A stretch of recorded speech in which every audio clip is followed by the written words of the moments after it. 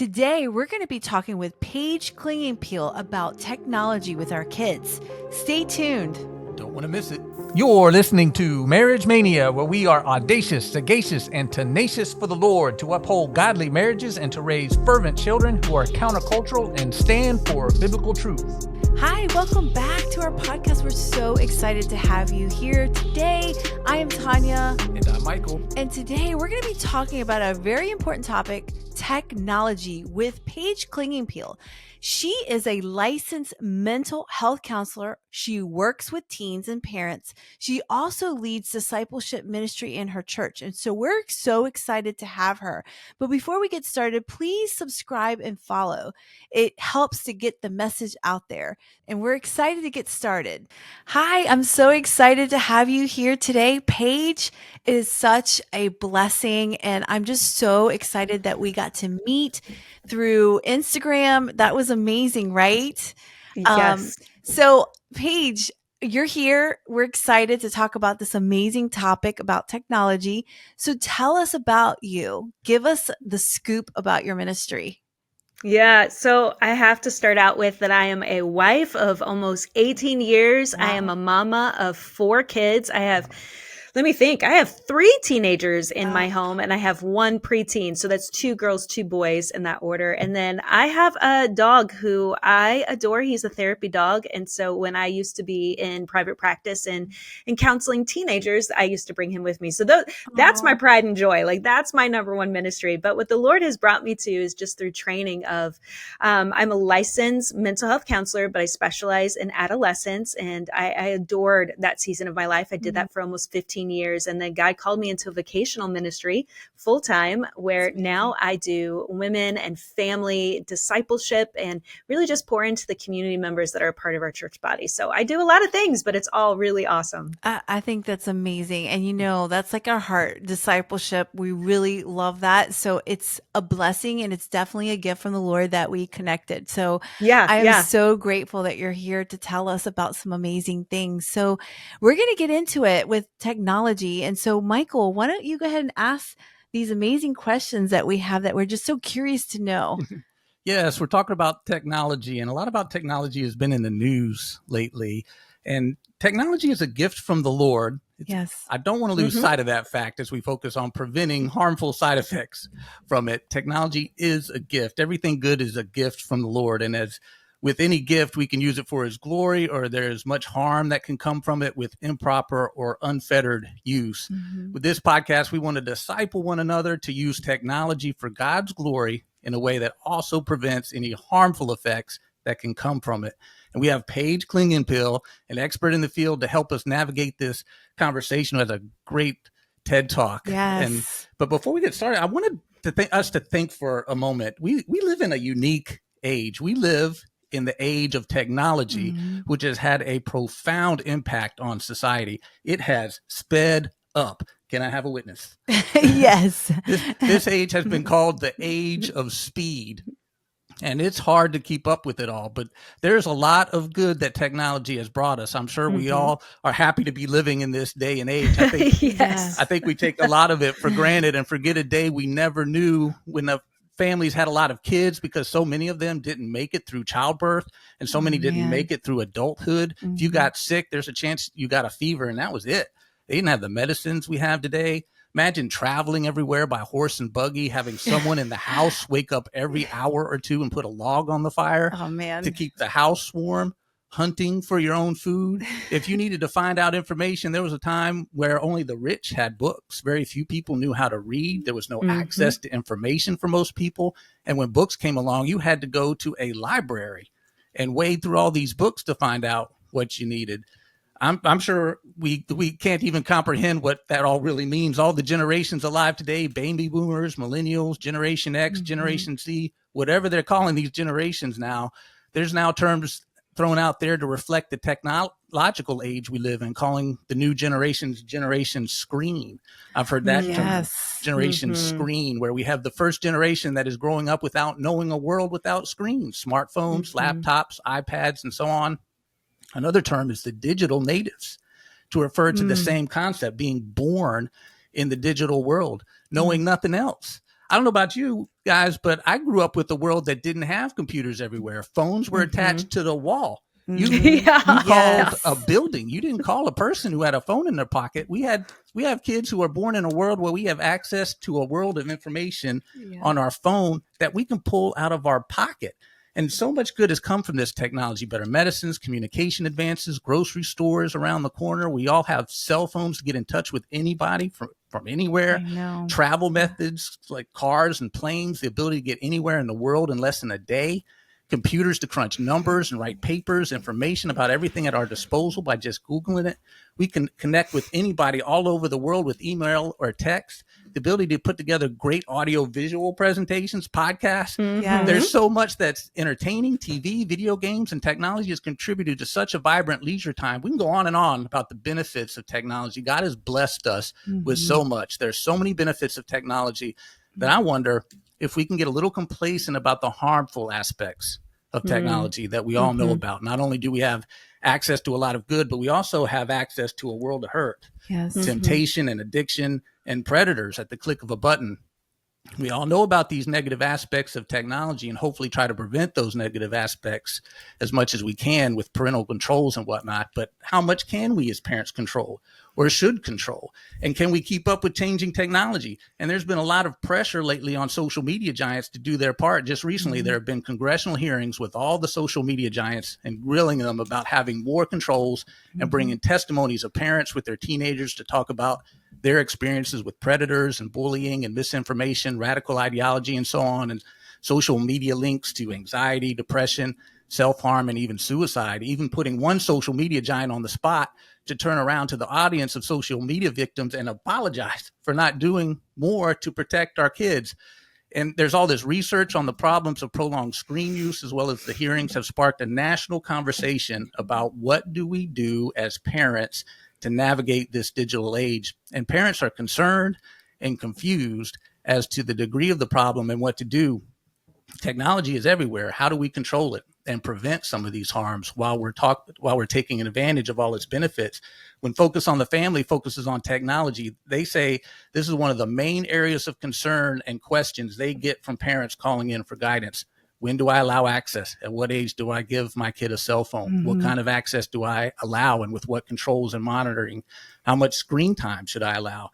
And I'm not sure everybody has real concrete answers. We're all still navigating this new space and studying it. It seems to be moving faster than we can all keep up.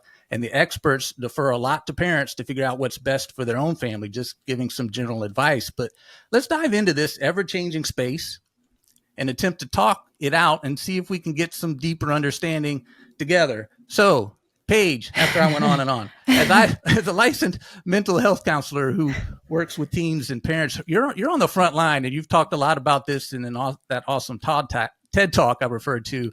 And I encourage our listeners to check it out. I wanted to tease out some of those things you talked about. First of all, let's start with an issue that most parents may not have too much awareness of, or if they don't have a social psychology or neurological degree or focus. Tell us about some of the effects that technology is having on the developing brain.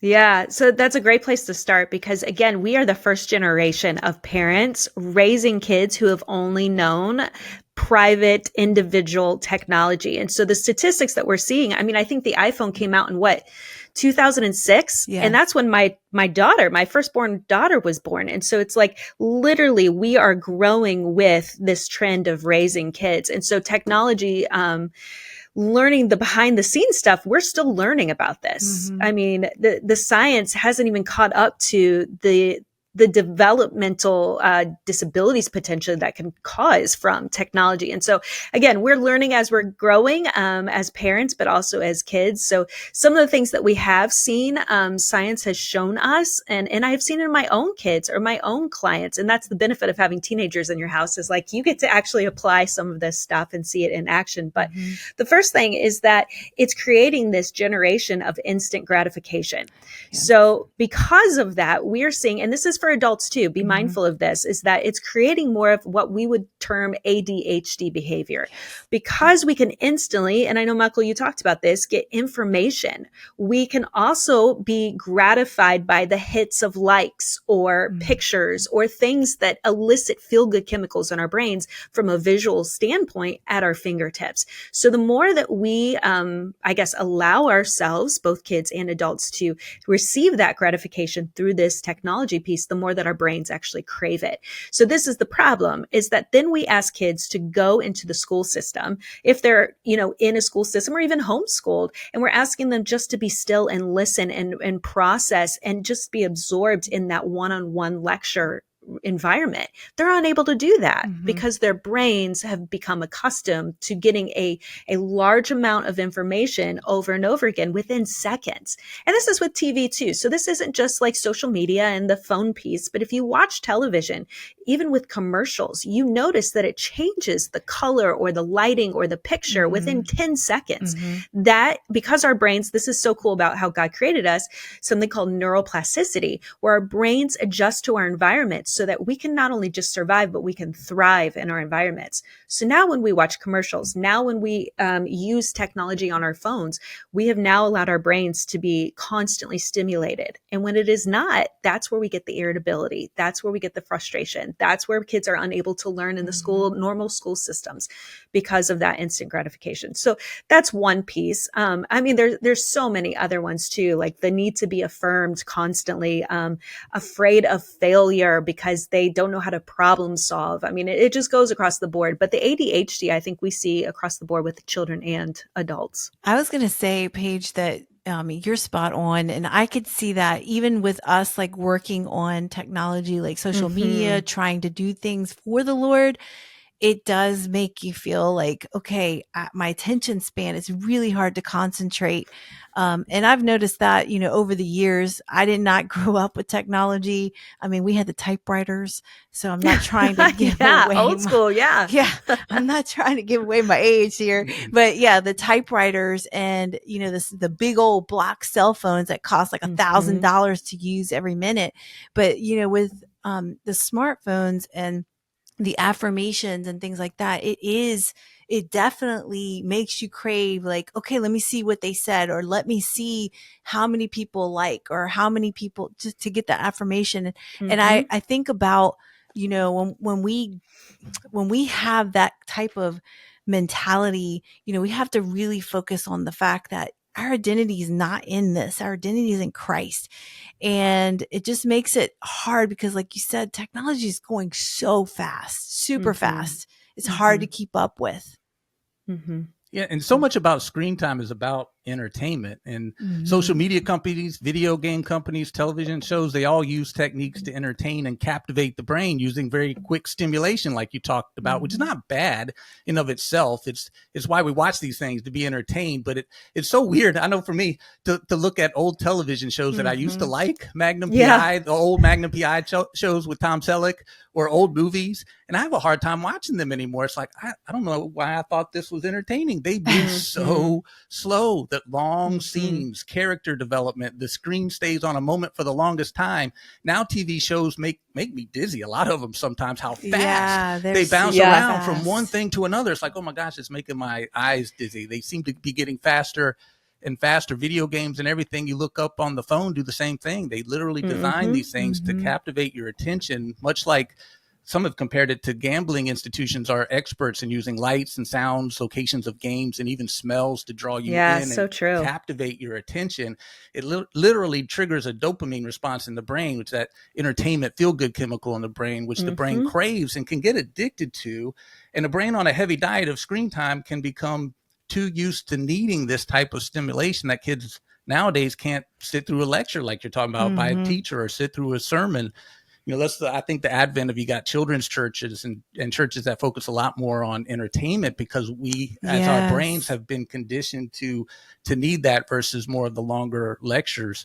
Or you get kids that play video games all night or on their phone all night. They can't put it down. I know my brother's a teacher, and he had a student that played video games all night and slept all day during class.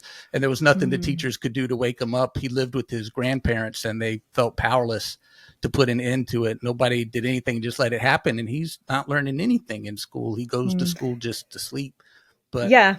And you know, that's another piece about the technology is that, the sleep hygiene, right, is because it tricks our brain in thinking that it's still sunlight. So it doesn't release that melatonin, which is designed to help us go to sleep. So kids are going to sleep later, and sleep is so imperative for brain growth and body healing. So these kids aren't developing the brains that they need to in order to learn to be healthy, functioning adults. And so, we're seeing that that's a correlation too, lack of sleep, all because we're having lights on more often, and the computer screen, TV screen is right up in their face, convincing them that they don't need to sleep. And that's so harmful. Yeah. Yeah, I see that in my doctor's office when I go for my glasses. They've got these posts up there that talk about blue light and how it does interfere with our sleep, and they recommend not watching TV a certain amount of time or having any kind of screen time a certain amount of time before you go to sleep, because it does interfere with that sleep cycle.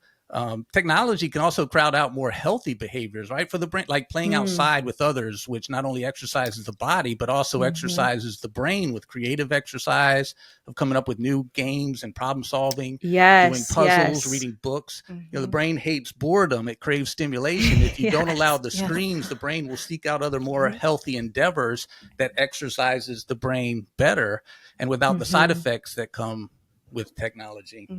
You know, we're also seeing there's that in relation to problem solving and social relationships. So again, I don't need to, like, math is just, my brain is just not made for math, right? And so now I have a calculator on my watch, on my phone, on my computer. And so I don't actually have to worry about thinking of, what's 150 times 3 type of thing. I can just look it up. So no longer am I using my brain and developing that muscle of my brain. So if I do that more and more, then I have convinced my body that I don't have to problem solve. So when I do get stressed out, then my tolerance to stress is actually lower, because I've never been bored before, or I haven't been bored frequently, or I haven't had to solve a problem frequently enough to build that tolerance to distress. So now we're raising a whole generation of kids that aren't learning how to problem solve, who aren't using their imagination, who aren't able to navigate some of the stressors of day-to-day life, which they need to in order to become mature adults. All again, because technology is not bad, but if we're using it in ways that our bodies, that God has designed our brains and bodies to do, then we are disabling and handicapping ourselves. And it's very hard to learn those lessons. That's why we do it as younger, so that we can grow into the problem solving skills. So it affects emotions. It affects our social relationship. It affects so many things, all because we're not practicing our problem solving skills. Yeah. True. In our memory, just depending on technology, it's kind of okay for adults, but with the developing brain, where we need to have them practice developing those memory skills, because as much as we don't like it, there's things that we have to memorize still. And even in school, we've got to learn information, and we got to retain it. And the brain can atrophy in those skills. And I just think about biblical times where they memorized whole books of the Bible. Some memorized the whole Pentateuch. There were rabbis that memorized the whole Old Testament. Because they didn't have books, so they had to have scripture in their minds, and they would train their kids to memorize scripture, because that's the only way they had. And as we get books, there's less need of that. As we get computers, there's less need for that as well. And so we're losing some of that, and we're losing those skills when we go off to school, and the brain does not have the tolerance or the ability to memorize all the information that is needed in the school setting. And it's really concerning as a parent. You're raising, like you said, it's a good thing and it's a gift from the Lord, but also with everything, there's a lot of pressure, right? When you go out to a grocery store or something like that, and you see a little child on the cell phone, and then your child's like, well, why can't I have one? Or, and that pressure is there. It's like, for me as a parent of a younger child, I'm like, oh my gosh, I wish the technology wasn't so pushed on, because, I'm really trying to kind of set apart from doing so many of those technology things with my child, so that, she can focus on how to learn mathematics, how to learn to be creative, how to learn to be bored, because in boredom, it creates creativity in the mind. And so I just get, I get concerned. I'm sure the others that are listening to are probably a little concerned. Again, it's a gift, but also in moderation and, I guess just monitoring it, right? Mm-hmm. Mm-hmm. Well, tell us about the impact technology had on relationships. You alluded to that earlier. Yeah. This one is the one I think that scares me the most, is because we are seeing the fruit of poor relational interactions just across the board in news, in the way that, golly, you just go to the grocery store and you can see people interacting and being disrespectful to one another. And I think technology has a big piece of that, because there's this essence in the way that we've been designed to communicate is face to face. And what I tell you face to face, I get to see your reaction. I get to hear your inflection back to me. We get to have a dialogue in this piece. Whereas on technology, the inhibitions are just so much further down. There are no inhibitions, because now I can tell you anything that I have thought without filter. And I don't see the consequence of how that has hit you, how that has influenced you. And kids, especially because they don't have that prefrontal cortex where they're able to be aware of the consequences of words having power, they're just spitting out the emotive language in that moment without recognizing that their words are still planting seeds, and they do still have power and influence over people. So now this communication piece has completely changed, because words are defining that person's identity, but they're not taking it in the context of it's not true. Instead, what they hear from someone across the screen is, this is reality, this is truth. And there's no, especially if parents aren't involved in some of these conversations, they're not aware that these conversations are happening. We can't come alongside our kids in a way that helps them reorient the truth of their true identity. And so this piece of just objectifying one another. No longer am I a brother and sister that has a favorite ice cream or, has a favorite color. This is someone that I can spit out all of my negative energy onto. Or on the flip side, as they get older and they start experiencing more of this sexuality, now you're someone that can give me instant gratification, that you can feel this need to affirm me or to provide this sexual stimulus. That's what we're seeing across the board, all because the way that we're designed for communication isn't happening. Now there's this section of it's on a screen, and it's transformed, I think, our culture as a whole. Wow, that is crazy, right?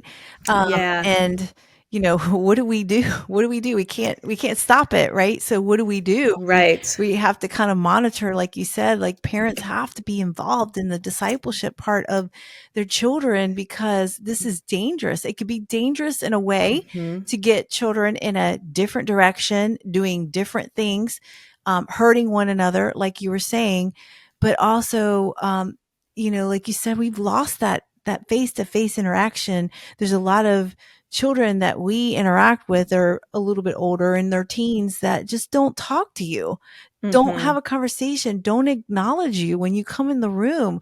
I know it's so weird when we go over to our relative's house, and a lot of times everyone's on their cell phones and they're not talking to anybody else. It almost kind of hurts your feelings to walk in the room and not even be acknowledged, because everyone's on their phones texting somebody else, not in the room, or playing video games or watching videos and not interacting.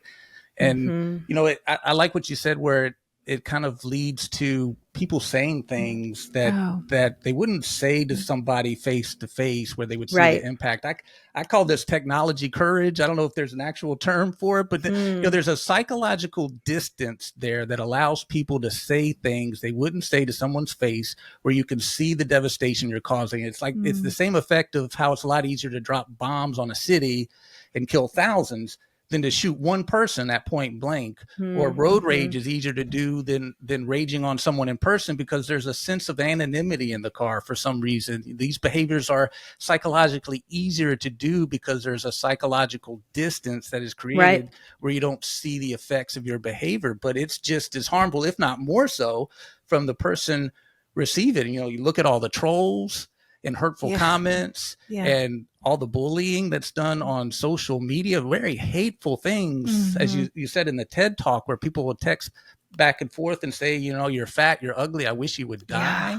And there was the Yes. congressional hearings on this talked about the impact where teenagers or parents that no longer had their kids anymore because they took their own life because of the comments that they had on social media. I mean, that's the impact that can happen if we're not monitoring it or discipling our children how to use this technology.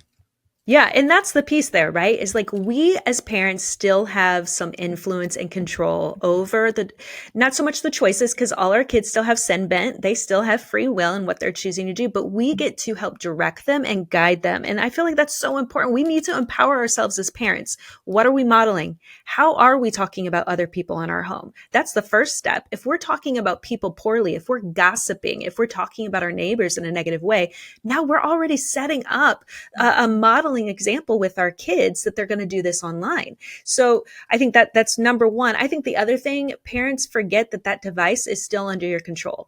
I believe, and to each their own, but I believe the devices in my home, that is a privilege for my child to have it.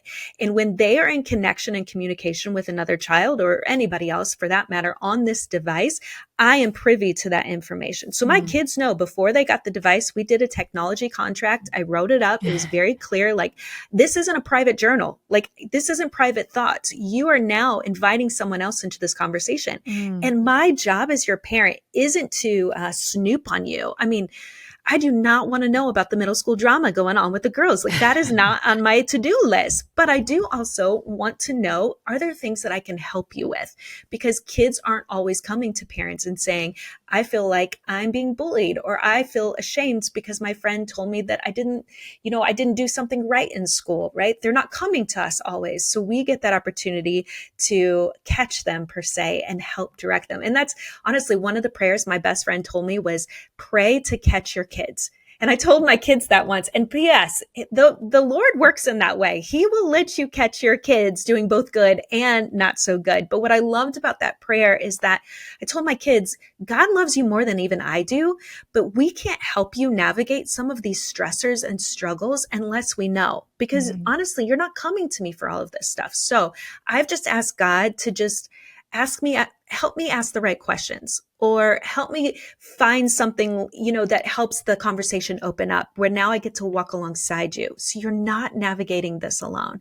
And he's been so faithful. We've had some really good conversations, all because like they gave me a weird look and the Holy Spirit was like, ooh, you should probably follow up with that. And immediately then we're able to have a conversation of how maybe they're having a friend issue or something along those lines. But I would say parents, this is such a beautiful role that you get to do. And there's so much research, and there's so many things like this podcast. There's so many resources out there that will help equip you. You're not alone in this, but you shouldn't allow your kids to navigate this on their own. I think this is part of our role.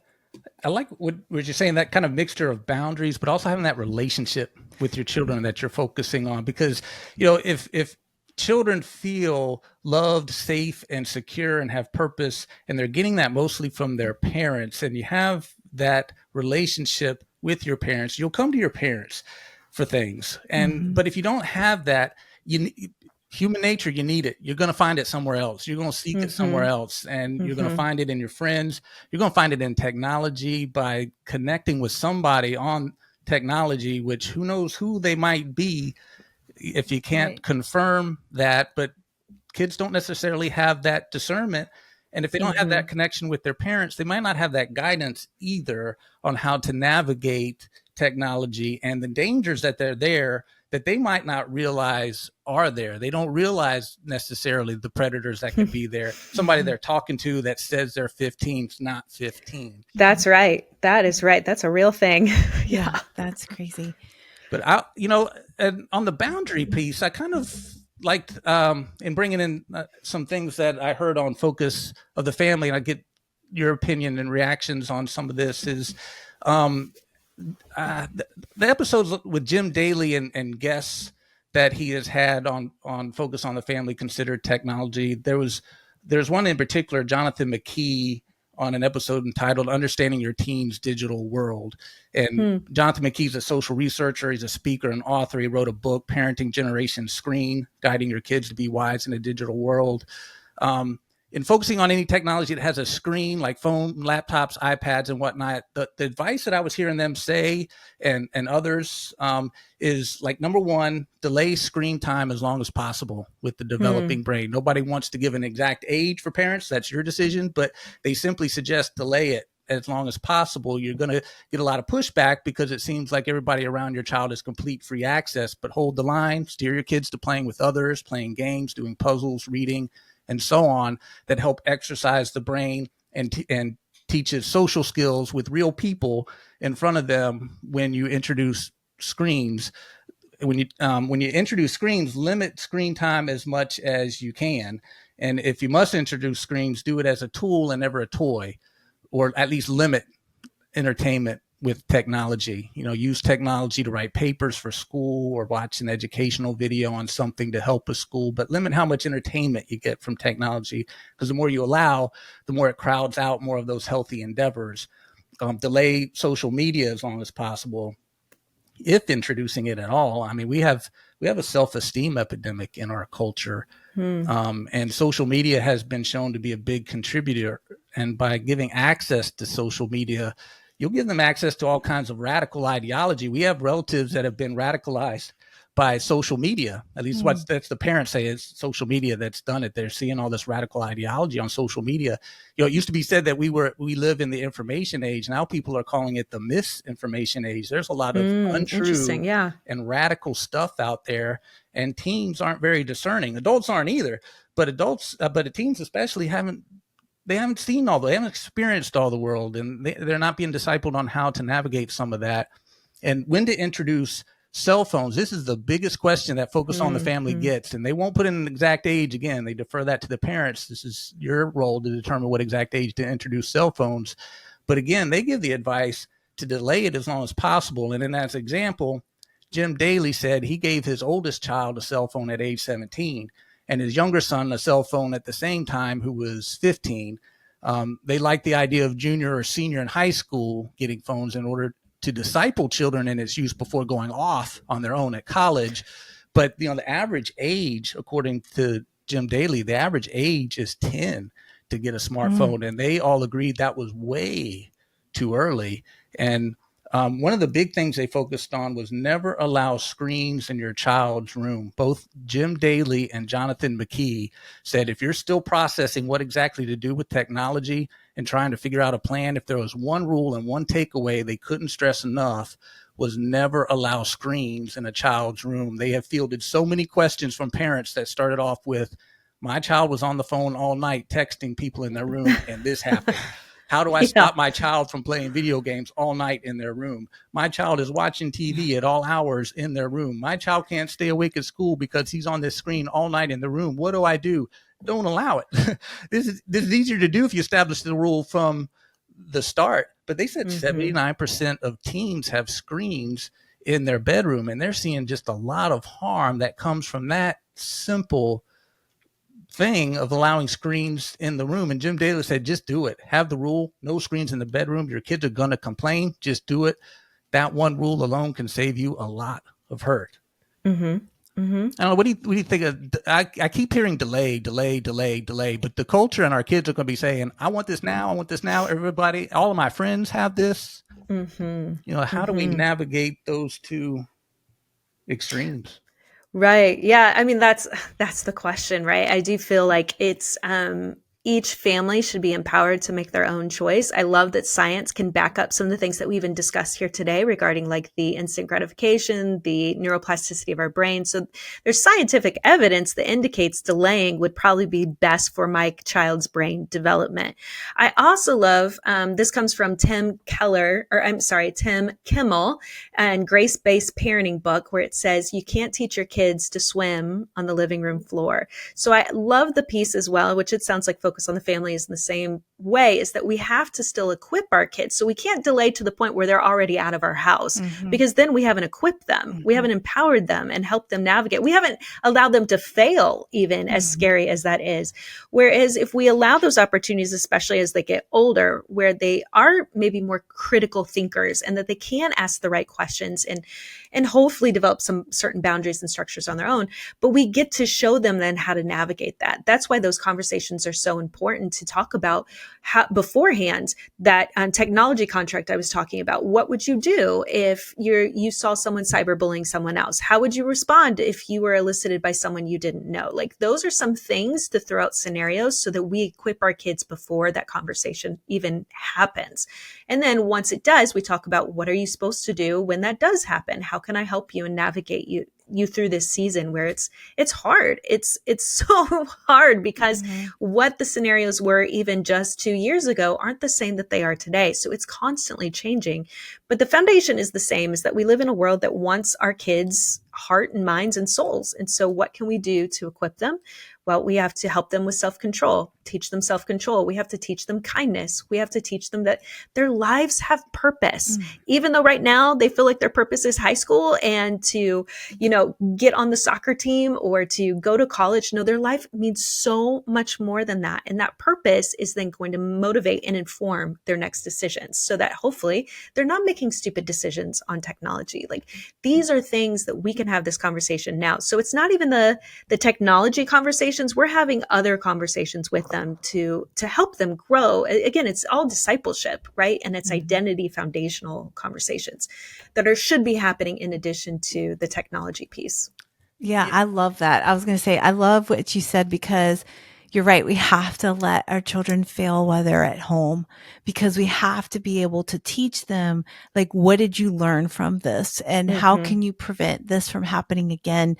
Especially, if it's something that they did with something crazy with technology. But yeah, I love that. And I totally agree. And I know that a lot of families have their own boundaries and rules and things like that. And I think what works best, and knowing the maturity of your child and how you can trust your child in those things. As children get older, they get more responsibility, and we let go a little bit more as parents so that we can see and we can trust them in those things. And when they fail, we kind of, tighten it back, like just come back and, start again. So I love that, Paige. That was great. Yeah. And, I hear kind of ringtones of Jonathan McKee coming in and other experts in the field that seem to echo what you're saying, the importance of connecting with our child. First of all, technology has been a big disconnector in our world because we have allowed it to be. It doesn't have to be, but it has, because we're connecting with all these other people all across the world and not connecting with the people in front of us. And Jonathan McKee pointed out to parents, we need to have connection before correction. Before just laying down all these rules without connecting with our child, that's going to go nowhere. You're just going to have a child that's going to just figure out how to get around these rules. Yes, that's right. It's so important to connect with your child for any correction to work. And then you add with that discipleship, as we're talking about, teach them how to be screen wise.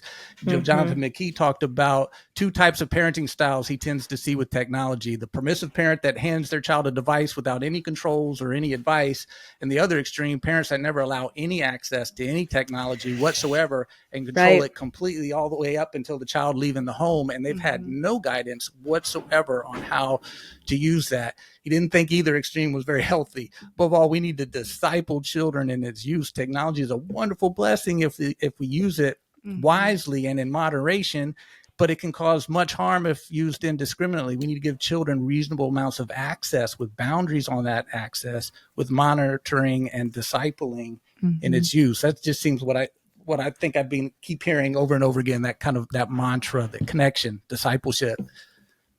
So Paige, this has been so great to talk to you. Do you have any advice for those parents that are kind of struggling right now, to figure out, what do I do? And, how do I maneuver through this? I'm about to have a teenager. Like, is there any advice you would like to give our viewers? Well, I love what Michael just said about the connection piece. I think that is so imperative that you are really intentional with the time that you have with your kiddo, because they grow up so fast. And there's going to be a point, like you guys have a little one right now. And the same with my little one. Is like, he is a talker and he loves to invite me into all the day-to-day activities. But as they get older, and this is God design, is that they're becoming more of an individual. So they're not inviting me in as much as they used to. But that's where I started leaning more into it, creating opportunities where I was able to have conversations. So whether that's like going to McDonald's and getting a milkshake, or, just taking them individually to their soccer practice or whatever it is, so that those times are just between me and that child. So that we're still making that intentional connection piece. Because once that connection has been dissolved or distorted, like, it is harder for them to come back and lean in and share about those difficult things that are happening. And so I think that's the number one thing. And then as they get older, and this is so fascinating with teenagers, is that they want to be an adult. They want to be treated as an adult. And certainly we cannot allow that. Like, hello, you're still 16 years old. Like, you're not paying the bills. But I can ask questions and respect your opinion in a way that allows more of a dialogue than it did prior when they were younger. So for instance, like with my kids, if we're talking about maybe a boundary that we have with them, I allow them to speak into that. Do you think curfew should be later than 10:30? Can you tell me why you think that?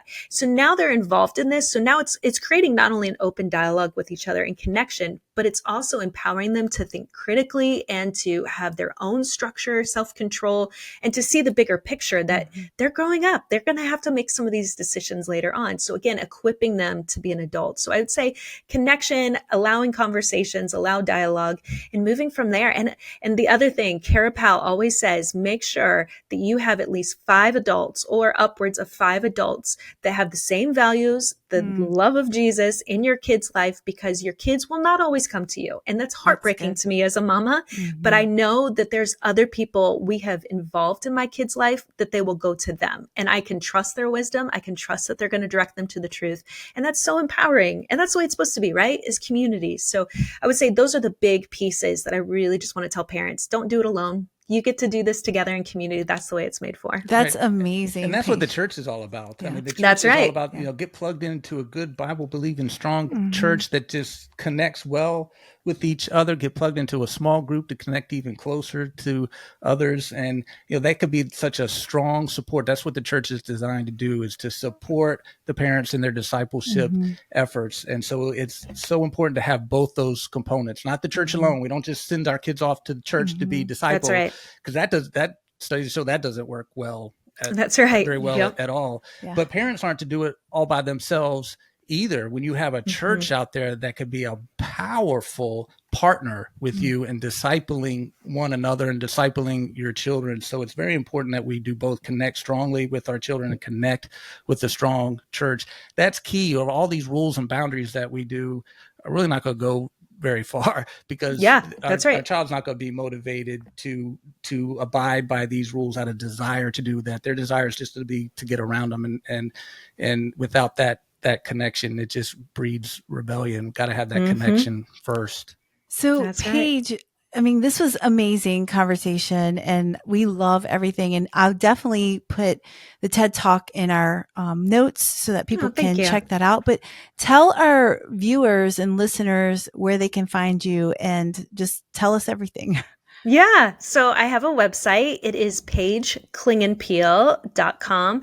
Of course, I have a podcast as well, which you both were on here recently, which was awesome. It is sponsored by Homeward, but the podcast is called Embracing Your Season, Raising Littles and Understanding Teens.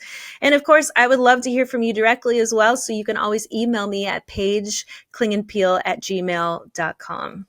Amazing. And I'll put all of that in the notes so that our viewers can reach out to you. Excellent. Thank you. Paige, we are so happy that you're here. Great wisdom. Thank you so much for all that you've said. And hopefully we can reach out to others and they can take that wisdom and apply it into their families to really do that discipleship. Thank you again, Paige. Awesome. Thanks for having me. Yeah, it was so much fun.